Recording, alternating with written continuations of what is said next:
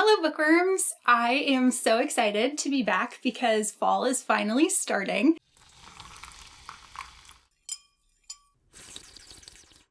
If you don't know, I took a bit of a hiatus from all social media, not just YouTube. I didn't even scroll at all on Instagram or any other form of social media for the entire summer. I went June, July, and August without logging into anything. It was really good for my mind, and I just feel like I have a lot more like mental clarity and can kind of like go into things with a bit of like a reset mentality. It's been really nice. I'm gonna go ahead and put this mug down, which is actually full of water because I already finished my tea before I started filming. But it is August 31st, it's Labor Day weekend. I knew that I wanted to decorate for fall this weekend, so I went ahead and did that, and I'm really excited to just like get into the spirit of things. I didn't want to have to like worry about decorating while having to like commute back and forth to work, so that's why I decorated before September 1st. It's nice to like go into the week like having it all done. But this is my favorite season. I'm already getting into the spirit. I've already had pumpkin muffins. I've already had apple cider donuts. I've already ordered my Bath & Body Works soap. I've done an autumn themed puzzle, and as you just saw, I've been drinking out of my jack-o'-lantern mug. So basically, I'm ready. I really love summer, but fall is absolutely my favorite. And last year at this time, we were getting ready to sell our house and we were getting ready to move. So I didn't get to decorate for fall at all. So I already warned everyone in my life that I will be living fall to the fullest this year. Like, I'm going to be making up for lost time. And there are so many things that I want to do. I'm so excited to have my decorations around since I haven't seen them in like 2 years. Last year, because I didn't have my decorations about, I made a concerted effort to really like read seasonally and read books that I had been waiting to read in the fall. I really enjoyed that. I felt like it did help me get into like the spirit of things mentally. So I'm definitely going to be doing that again this season. I have a huge TBR to share with you. I have a 50 book TBR, so this is probably going to be a bit of a long video. I'm really excited to share everything that I'm planning on reading. I think that there are some new releases that just sound fantastic. I have a whole lot of backlist books that I've basically been saving for this season, and yeah, I'm really excited to dive in. 50 books may seem kind of ambitious, but it would be a total of like 16 and a half books per month, which is something that's totally doable. It is slightly ambitious, but it is doable. So there's hope that I can complete all of these. So I'm gonna break this list into categories. So the first category that I'm gonna talk about are new releases. So these are books that are coming out this year that I'm really excited to pick up like the second that they get published. Then I'm gonna move into backlist like fantasy and paranormal type books, which is definitely like the vast majority of this list. Then we're gonna touch upon some like thriller and horror books, and then I have a handful of romances to share with you. So moving right along, straight into new releases. The first book on my list is Wild Reverence by Rebecca Ross. This is probably my most anticipated book of the year. I absolutely fell head over heels in love with her Letters of Enchantment duology, and this novel, Wild Reverence, is a prequel to that story. We're following a goddess named Matilda who is the youngest of her clan, and she has this like connection to a mortal boy named Vincent, and I'm really curious to see how these characters are going to play into the events that happen in Letters of Enchantment and how they relate to Dagger and Enva. We'll see how it goes. I'm so excited about this one. This is, again, like most anticipated on this whole list. The next new release that I'm really excited about is Alchemy of Secrets by Stephanie Garber. This is Stephanie's debut adult fantasy novel, and it sounds so good. I've read every single one of Stephanie Garber's books that she has previously published, with the exception of The Spectacular, which I'm saving for the holiday season. I do not see myself stopping anytime soon. I really enjoy her prose. I think she writes really fun stories, and I really end up loving her characters. So I'm really excited to see what she's gonna do in this new adult novel. It's a contemporary fantasy that is kicking off a new series, and it all starts with a class in an old movie theater. We are following Holland, who has always believed in magic, and she ends up tracking down a local legend called the Watchman, and he lets her know that she's going to die by the next day by midnight unless she finds this ancient artifact called the alchemical heart. And the class that she's taking is some type of like folklore and legends class, and it's being conducted in this old movie theater, and that's how our story begins. So it sounds really fascinating. I love that there's like a little dark academia kind of twist to it with the class, and I feel like the professor will probably be involved in some form. Next up is a new release that I already have my hands on thanks to Berkeley, so thank you to them for sending me a copy, and that is If It Makes You Happy by Julie Olivia. This is the most Gilmore Girls book cover that I have ever seen in my entire life. You cannot tell me that that is not Lorelai and Luke, but I am so excited to read this one. This is a romance. I believe it had been indie published, but it got picked up by Berkeley, a traditional publisher, and they've like re-released it with this amazing new cover that immediately sold me. We're following a divorcee who moves to Vermont in order to manage her mother's dream bed and breakfast. She's planning on being there for 3 months before handing the business over to her sister, and then she's planning on moving back to the big city, Seattle, so that she can get the promotion that she's been working toward. But there's obviously going to be a wrench in her plans because she starts talking to and getting emotionally invested in her next door neighbor. He is a single dad, he is a baker, he is very cute, and he wears a lot of flannel. And I also love that this one takes place in 1997. I feel like I love things that are set not in present day, don't have cell phones, like all the distractions of the modern age. So I feel like I'm really going to enjoy this one, and there's probably going to be some really fun 90s references to catch in here. Next up is another romance called It's Different This Time by Joss Richards. This one also got my attention because of the beautifully autumnal cover. It's very like When Harry Met Sally, autumn in New York. This one is a second chance romance between two former roommates who are forced to move back in together into their old brownstone in the city and confront the events of the past that caused them to be estranged. So it sounds like it's going to be really good. Second chance romance isn't usually my favorite trope, but there's always exceptions, and when it's done well, I enjoy it. I'm really in this one for the autumn in New York vibes.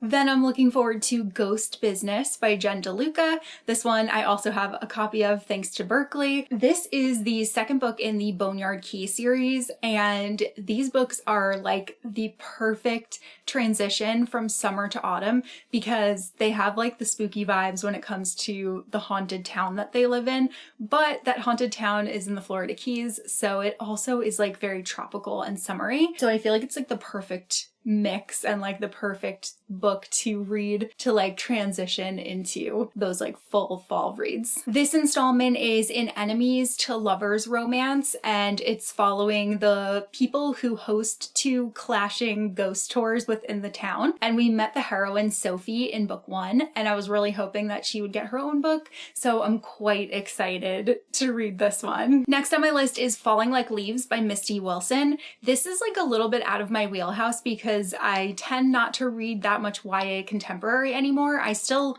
love YA fantasy, but I just don't read as much YA contemporary as I used to. But again, there's always exceptions to the rule, like Dungeons and Drama. I loved that book. So this one again sold me with the cover, but it also sold me with the comp titles because it's pitched as Gilmore Girls meets Jenny Han, which love both of those. It follows a New York City girl who moves to a small town in Connecticut with her mom amid her parents' divorce. While she's there, she runs into this barista who is the boy that she shared her first kiss with, but he wants absolutely nothing to do with her. And her aunt also hosts this month-long festival in the town called the Falling Leaves Festival. It's like a major tourist attraction, so she gets involved helping with that, and she obviously keeps running into this barista over and over. Next on my list is Play Nice by Rachel Harrison. So I made a promise to myself that this will be the year that I finally read Rachel Harrison. I actually have 3 of her books on my autumn TBR, and I'm really hoping to read all of them. But this one is her newest release, which is coming out in September. Play Nice, which outside of its amazing cover, like this aesthetic is so pretty. This story is a haunted house story, and it's following a woman who has to confront the demons of her past when she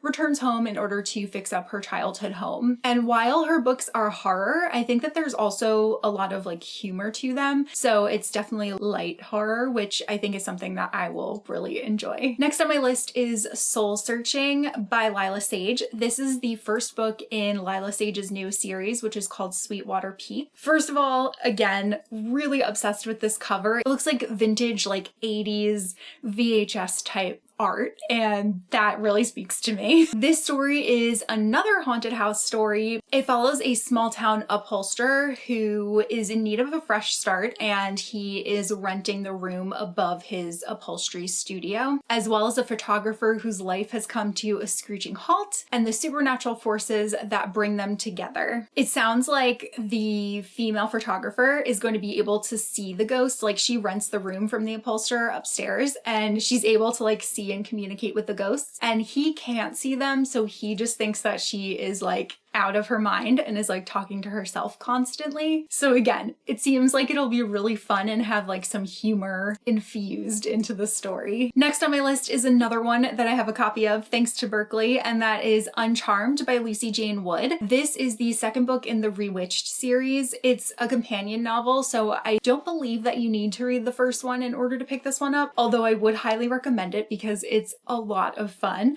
I finally read it last month and it was just so delightful, so cozy, such a great book to listen to while doing a puzzle. I'm sure that there will be some character cameos in this one, but in this book we're following Annie Wildwood, who is the bakery owner, and she like exclusively wears pink and has impossibly high standards for herself, but her world kind of gets turned upside down when she's chosen to mentor this kind of troubled teenager that has extraordinary powers, and then her whole world is just kind of thrown into chaos. And then the last new release is Holly by Adeline Grace. This one is probably going to be a November read because it seems, again, like a good transition from November to holiday season type of read. I'm so glad that Adeline Grace decided to revisit the world of Belladonna because I so enjoyed that original trilogy. So this new installment is listed as book like 3.5, and I believe it was a novella, but it's really like a full-length novel. I was actually really surprised when I saw the page count because it's like 384 pages, and I thought for sure it was going to be like 100 to 200 pages. That's great because I really love these characters,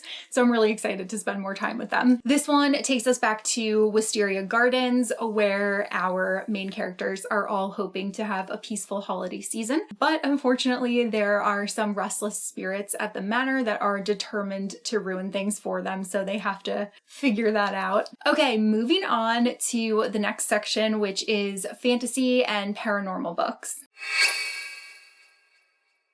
First up, we have The Night and the Moth by Rachel Gillig. This one is an absolute priority for me. I've been really looking forward to this book. I absolutely love Rachel Gillig's first duology, the Shepherd duology, which is like One Dark Window and Two Twisted Crowns. Those were like some of my favorite books of the year when I read them, and I like still think about them. So I've been really eager to get into this one, but I find that like I'm more into like light kind of fun things during the summer, and I really wanted to wait until I could kind of focus and like really enjoy this one and not have like sunshine distracting me. It follows a character named Sybil who is a diviner, and she receives like prophecies in her dream from these 6 unearthly visions who are known as omens. She has dedicated her service in order to share those prophecies, and when people do that they give like a decade of their time, so she's nearing the end, but something happens and she ends up having to team up with this mysterious and kind of rude knight, and the pair of them have to figure out why there are a lot of other diviners that are disappearing. Quite excited. Also really love this edition. It's very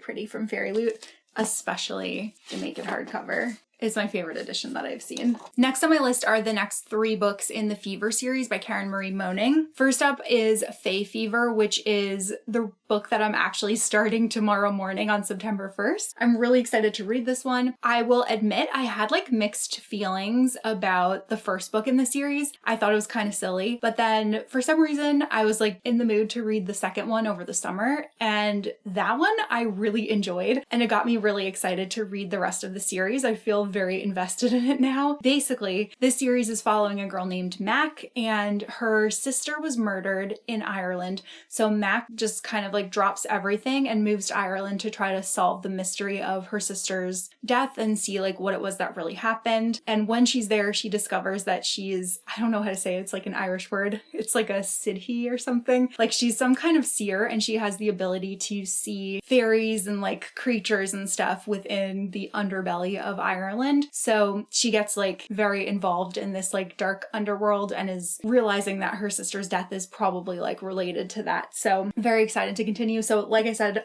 I want to read the next 3. Next one is Fae Fever. Book 4 is Dream Fever. And book 5 is Shadow Fever. And I think that this is where the original series ends, but I know that Karen Marie Moning did write more books that are set within the same world. So I'm not sure if like this is just the first story arc or if this is like the completed original series and the rest are just like next generation or something. Next on my list is Clean Sweep by Alona Andrews. I've been really wanting to try some of their books, and I feel like this is a good place to start because, well, first of all, the premise really appeals to me, but second of all, there are only 5 books in the series, so it's not like an intimidating one to start like Kate Daniels, where there are a lot of books in the series. I do want to read those eventually, but I just want to, start with these. We are following a character named Dina who runs a quaint Victorian bed and breakfast in a small town in Texas, but she is not like your typical bed and breakfast owner. Her inn is actually like lodging for otherworldly beings. Her broom is a deadly weapon, and the inn itself is magic. So I'm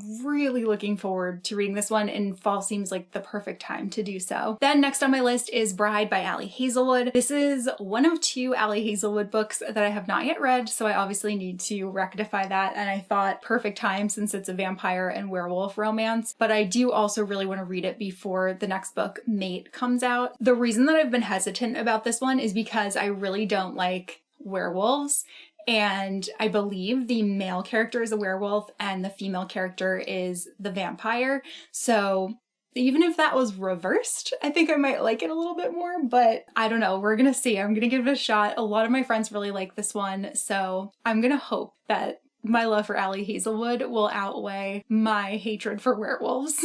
Next on my list is Her Majesty's Royal Coven by Juno Dawson. This is the first book in a trilogy, and there's also a prequel novel, and I have been really wanting to read this one. Really love this edition. I love the hot pink. I think it's so pretty, but that's not relevant to the synopsis. This one follows 4 young women who took an oath to be part of Her Majesty's Royal Coven, like in the past, and then we flash forward, we're in the present timeline, and the witch community is like still reeling from the fallout of a civil war that happened, and only one of those 4 girls is still like heavily involved in the politics within the witchy world. The rest of them are kind of off doing their own thing, but when they capture a young werewolf, they really need to band back together and decide whether they want to stick with tradition or if they want to do the right thing. I don't know if it takes place in the 90s or if it takes place through like a couple of different decades of time, but I was told that there are Spice Girl references in here, so I'm really looking forward to reading those. Next on my list is Now Comes the Mist by Julie C. Dow. This is the first book in a duology that is a Dracula and Lucy retelling, and the sequel and concluding novel is coming out at the end of September. So ideally, I'm hoping that I love this book and then I can binge read the completed duology, because I always do better reading series closer together versus having to wait a year in between installments. I love Julie C. Dow's writing in the Forest of a Thousand Lanterns series. That is the last thing that I had read by her, so I'm really looking forward to reading this new like vampire story. I say new, but this book came out last year. I'm hoping to love that. Then I'd like to read A Witch's Guide to Magical Innkeeping by Sangu Mandana. I really liked their first book, The Very Secret Society of Irregular Witches. I always mess up the title on that one, but that was just like a very fun found family type of cozy fantasy, and I'm kind of expecting this one to be the same thing. This one follows a witch named Sarah Swan who has a second chance to get her life and her magical powers back on track. You're gonna see books like slowly disappear from behind me as I continue building this TBR because I'm not putting anything back until I finish filming. Next on my list is a classic vampire novel, and that is Interview with the Vampire by Anne Rice. This one was published in the 1970s, and I feel like it's, like I said, it's like classic vampire literature, so I'm really excited to read this one. I know that there are some uncomfortable scenes in here, but I've heard that Anne Rice's writing is really beautiful, and it's something that I'm excited to experience. The synopsis says, in a dark room sits a young man telling the macabre and eerie story of his life. I'm hoping I'll like this. I'm hoping that I'll continue with the series. I'm hoping that I will want to watch the film adaptation and the recent Netflix adaptation. I don't know if it's just Netflix, but I think that that's where you can stream it. Looking forward to it. Next on my list is another Anne Rice book, and that is The Witching Hour.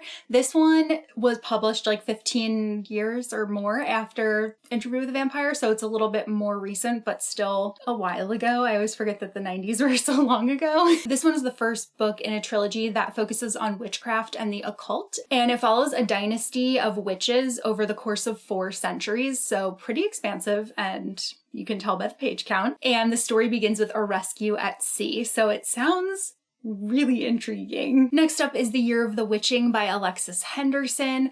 I read her book, was it An Academy for Liars, last year, and I enjoyed it, but everyone has said that this is by far my favorite book, so it's the perfect season to pick it up. This one is an historical witchy novel following a young girl who is living in a very restrictive and puritanical society, and then she discovers dark powers within herself. Goodreads has a sequel to this one listed called The Dawn of the Coven, but it looks like it's been a really long time since there's been any type of like news about it, so I don't really know what's going on with that. Again, I usually like to read like books and sequels closer to each other, but since it seems like kind of unsure if that one is happening, I figured I might as well just read this one, get it off my TBR. Then I would like to read The Scarlet Veil by Shelby Mahurin. This is one that I'm so excited to read because I have actually read the prologue of it like a couple times, just going through my shelves, and I really liked the writing. Like the prose was really beautiful, so I feel like that's probably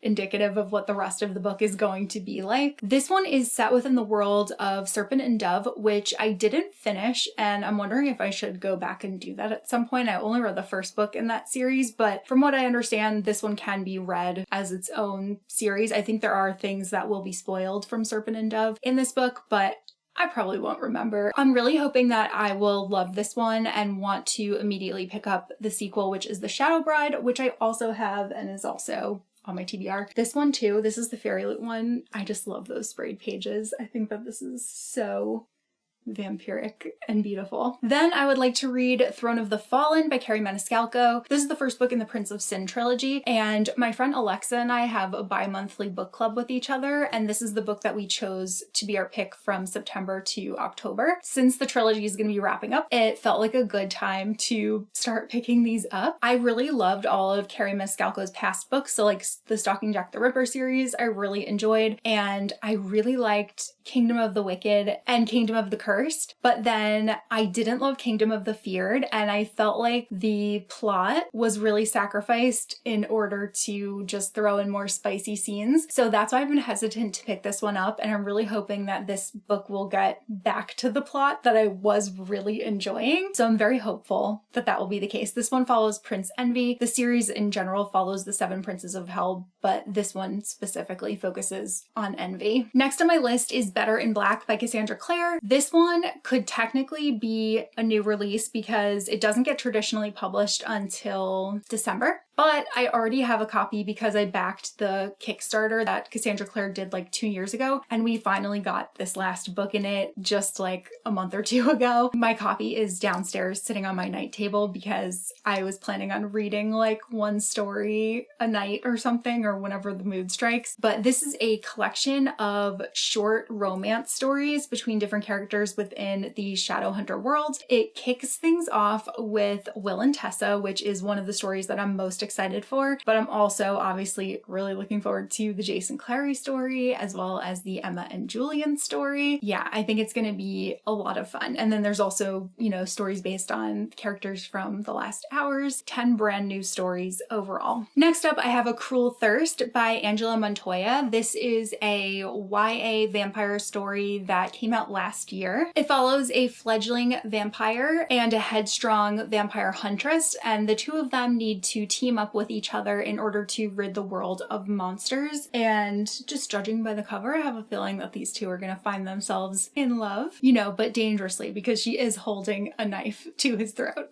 Next on my list is one of the few backlist books that I don't have a physical copy of, and that is Phantasma by Kaylee Smith. This is the first book in the Wicked Games series. I believe this is going to be a trilogy. This cover just like screams fall to me, so I was immediately drawn to this the second that I saw it surfacing online last year, and I've been really wanting to read it ever since then. I believe the third book is coming out next year at some point, so it'll be good to read this one, potentially read the second one, Enchantra, and then be caught up in time for the finale. This one is pitched as ACOTAR meets Caraval, and it takes place during the game of Phantasma, where there are only two rules. The first one being stay alive, and the second one being don't fall in love. So I'm intrigued. Then I'd like to read An Education in Malice by S.T. Gibson. This is the second book and like a companion to the book A Dowry in Blood, which is one of my favorite books. I loved that book so much. It was so amazingly beautifully written. I'm really hoping that that will be the case for this one. The reason that I haven't read this one yet is because I felt like it did not get very good reviews when it came out, but I still want to read it and experience it for myself, because having loved A Dowry in Blood so much, I'm like, how could it be possible that this one wouldn't be as good? This one has a dark academia twist, and it's a sapphic romance following two academic rivals, and this tale is about blood, secrets, and insatiable hunger. So yeah, I'm hopeful that I will enjoy this. Next is another book that I don't own yet, but it's because I figured that I would read it first. I've been trying to be really good about my TBR and not adding to my physical TBR. So this is one that I know I want to read because I really enjoyed this author's Evenfall B&B series. I don't think I said the book title yet, but it's The Late Night Witches by Aurelie Wallace. So that was like a really cozy, witchy, I think it was supposed to be more than a duology, but the publisher like didn't pick up the rest of the books. So I loved those books, and I'm really hoping that this will kind of be like more of the same thing. It's described as a warm and funny novel about family, love lost and found, discovering who you are, and how difficult it is to slay a vampire. Next up, I have Curious Tides by Pascal Lascelles. I don't know why I haven't read this one yet, because I read the short story like prequel and I really liked it. Like I read that as soon as it was released online and was like, oh yeah, I am hyped for this book. And then I just didn't read this, so I need to fix that. This is the first book in the Drowned God trilogy, and the first and second books are currently out, and I believe the third book comes out in April of next year. So again,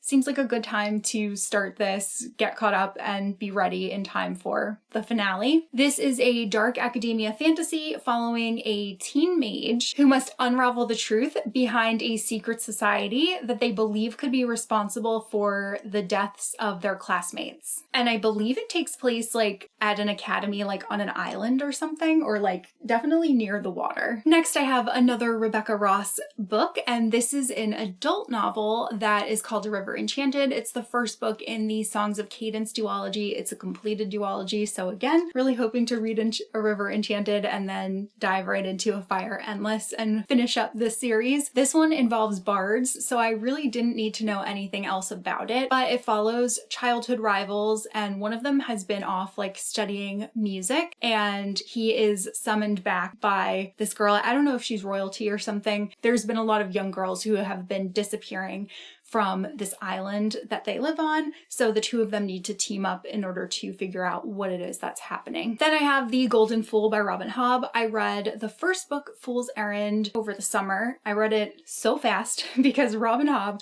just pulls me in with her beautiful writing.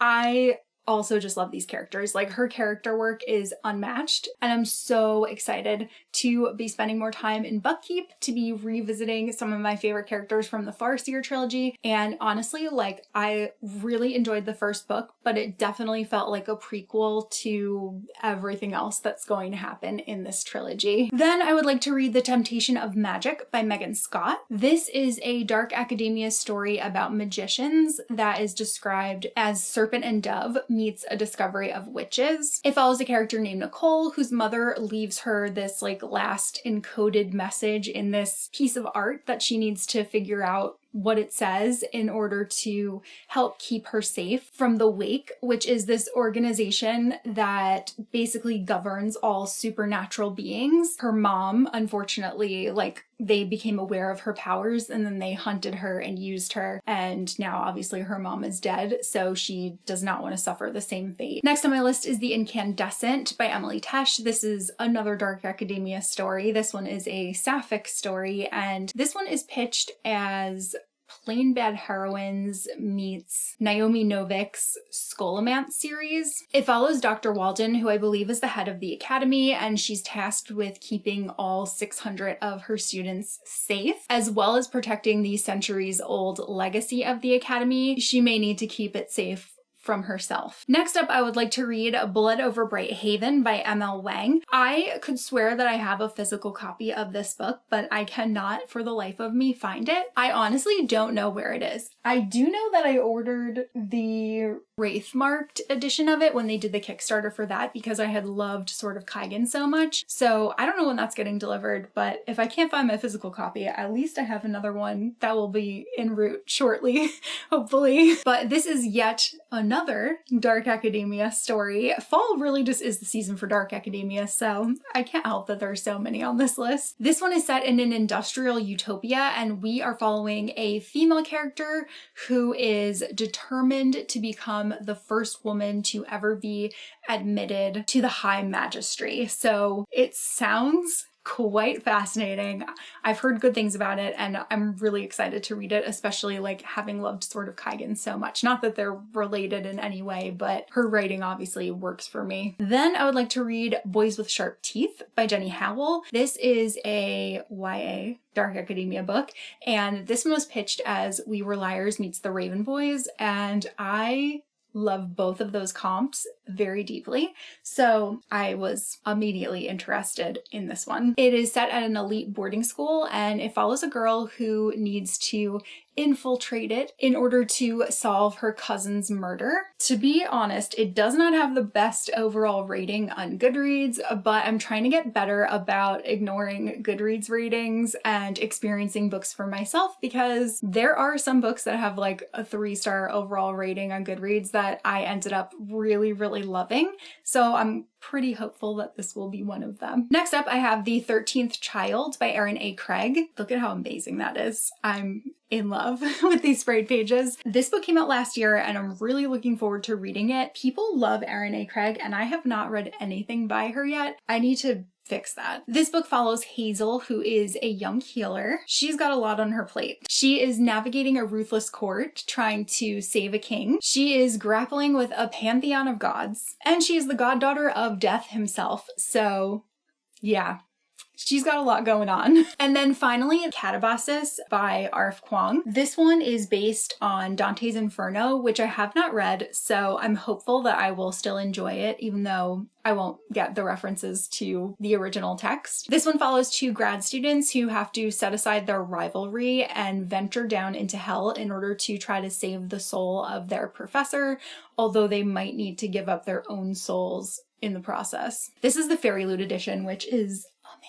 There was a cover that came with it too, but I just love the naked hardcover, so this is how I have it on my shelf, because it's great. Moving on to the next category. I bet you forgot that there were categories because there were so many books in that last category. This category is horror and thriller novels.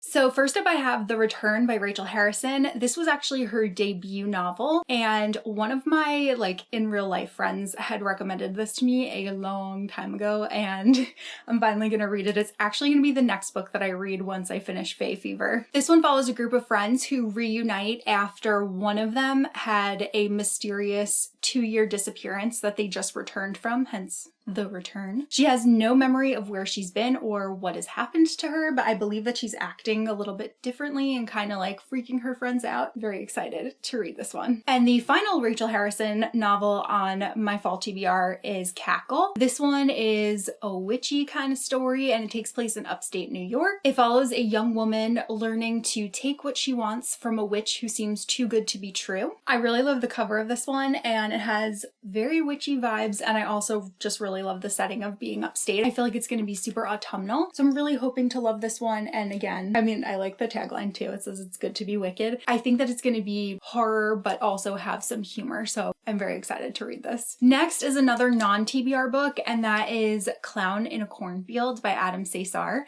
This is the first book in a trilogy, and I really want to read this and then watch the adaptation that recently came out. They did like a film adaptation, but this one takes place in a small town, and there was a like syrup factory that went out of business. It got shut down. The town is like very divided between tradition and doing new things. It seems like the kids and the parents are in like very different places about their feelings toward this town. And then Frendo, who is the former mascot of the syrup factory and also a clown. So if you don't like clowns, this is one to steer clear of. He becomes homicidal. He takes matters into his own hands, and he tries to clear the town of this rotten crop of children. And yeah, there are 3 of them. So if I like it, I'll continue. If I don't like it, I'll only read this one. Next up, I have With a Vengeance by Riley Sager. I have a love-hate relationship with Riley Sager's books because I either love them or hate them. There's really not a lot of middle ground here. And I've been very disappointed by some of his newer releases, with the exception of The Only One Left. That one I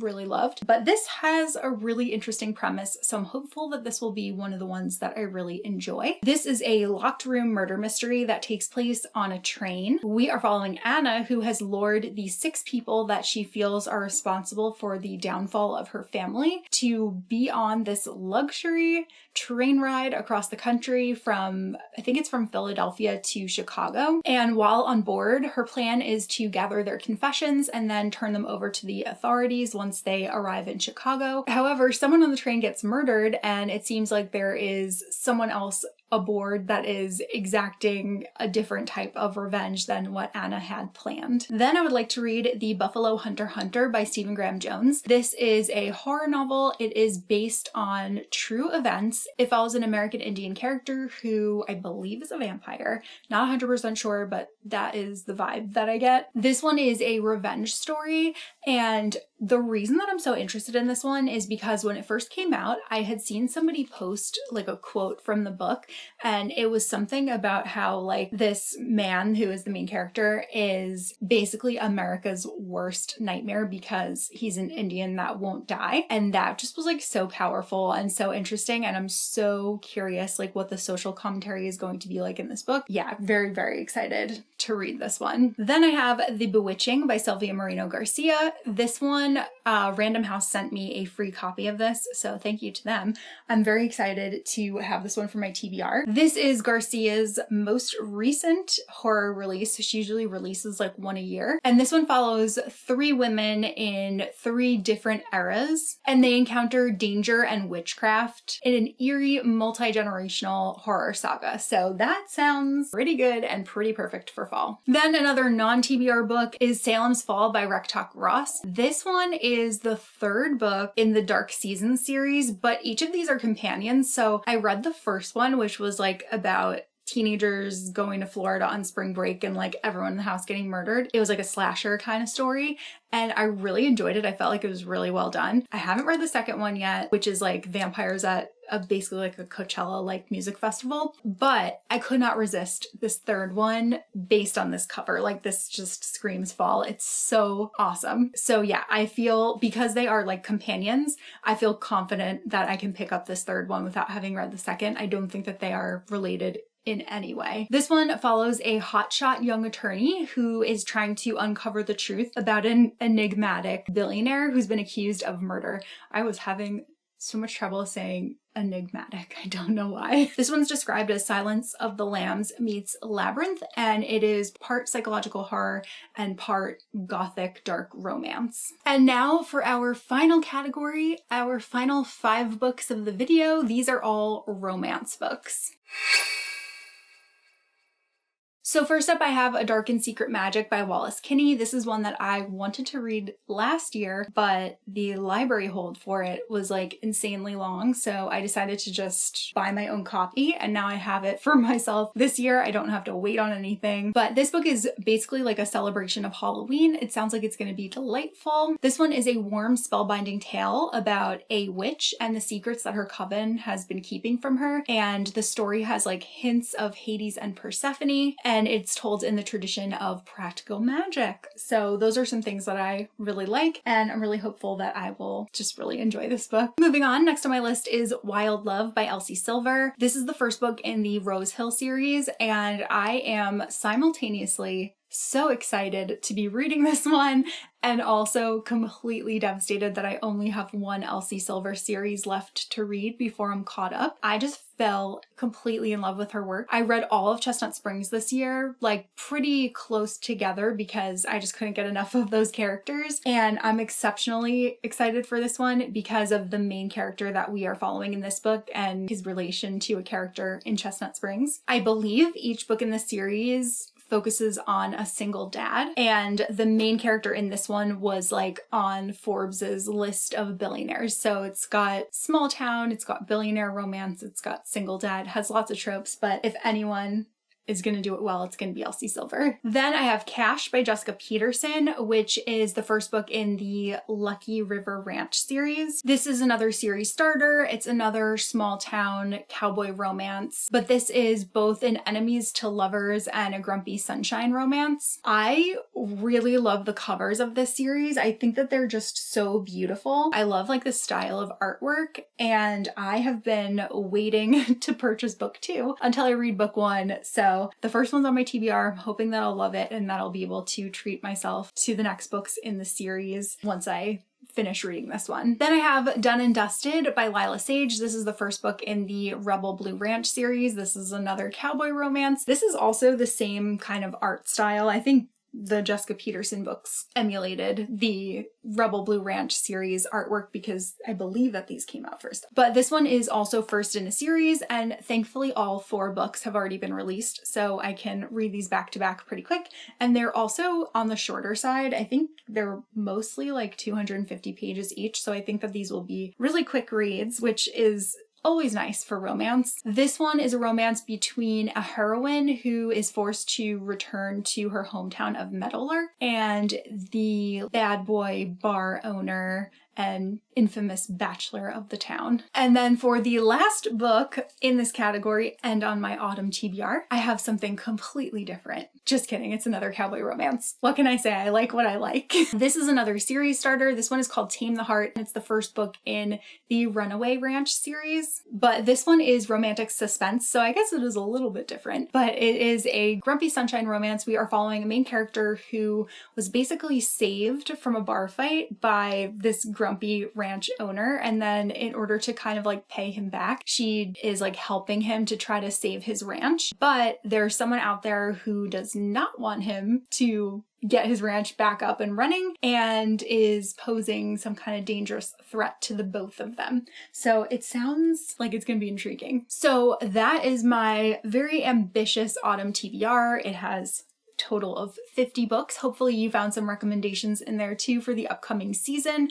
I like to have a good mix of things because there isn't only like one genre that is my genre. I tend to love a lot of different books as long as they're well written, they have compelling characters, or at least one of the two. I'm really hopeful that I'm going to find some new favorites within this batch. I have some that are like my priority TBR, so if I don't get to all of them, like I at least want to get to these like 20 of them. But I'm gonna try really hard to like stick to this list versus just like taking out lots of different ebooks from the library and like feeling like I need to read those before they expire. That is how I'm gonna be spending my whole autumn, is reading this giant pile of books that is sitting next to me. Happy autumn! I'm so excited that we're finally in the fall season. I can't wait to start like doing some baking of like pumpkin snacks and apple types of pastries and like all of that kind of stuff. To go pumpkin picking, to go apple picking. I have a lot on my list that I really want to like fit into this season.